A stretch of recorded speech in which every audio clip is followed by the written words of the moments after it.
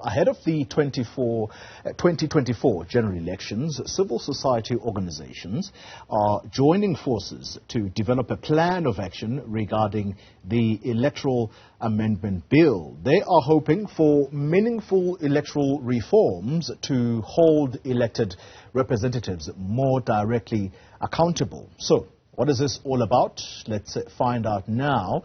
And we're joined by My Vote Counts researcher, Letlhogonolo Letshele, who joins us from Cape Town. Ms. Letshele, thank you very much for your time. So these civil society organizations, they have been involved. In fact, let me put it this way. You have been involved, and I'm saying that you, in terms of your organization that you represent, My Vote Counts, you've been involved in these efforts to amend electoral laws, but there's a concern that this is taking longer than anticipated. Are you confident that by the time the general elections come in 2024, at least this particular bill will have become law?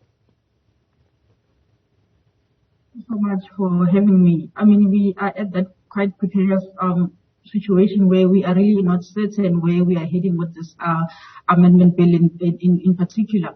You rightfully put it that we've been part of this process ever since, and in June 2020 when the Concord judgment was handed down. The first point of consultation was to really give input to the MEC that was established by the minister. Also, this was a body where we were giving, sort of the options that we can use to change the electoral system. So the way quite a lot of civil society stakeholders and so forth giving, their thoughts on how they think it's best to incorporate independent candidates to the electoral system. And then the draft bill was then introduced to Parliament in January this year. And then that's when we had sort of the public participation process where the South Africans were allowed to give input on the bill. But why we are here today, the two major concerns that out of that MEC report, or the other MEC advisory committee, there were two reports that were given in terms of how best to move forward to incorporate independent candidates. And there was the minority view in that rather let's not change the system, let's incorporate independent candidates to the system that we have and not really bother about major changes. And then there was a second view, which was the majority that said, let's rather use this opportunity to change the electoral system completely and for it to resemble what we have at local government. But then since then, from when the bill was introduced in Parliament, there were no really resemblance of that majority view. So what we have as the minority that has been introduced as a bill. Even through public participation, people still said that we still prefer the same system that local government should be used at national and provincial elections, but still that fell on deaf ears. And the bill that we currently have is the one that's based on a minority view. And hence, really, we think that it's about that. Because of that, the bill sort of faces a constitutional crisis because it's based on a minority view and the public participation was limited. Let's try and take you back to that conversation around the Electoral Amendment Bill. Civil society organizations worried that this is taking too long to shape up, so that by 2024, the elections, when they come at that time, everyone is ready to participate. And the researcher from My Vote Counts is Letlhogonolo Letshele, who joins us from Cape Town. Letlhogonolo, I hope we are getting you on a better line now. Basically, the long and short of what your concerns are as civil society organizations that have grouped themselves is that this now has caused so much concern that you are actually threatening to go to court. Am I correct? And if indeed that's the sentiment, when do you plan to approach the courts?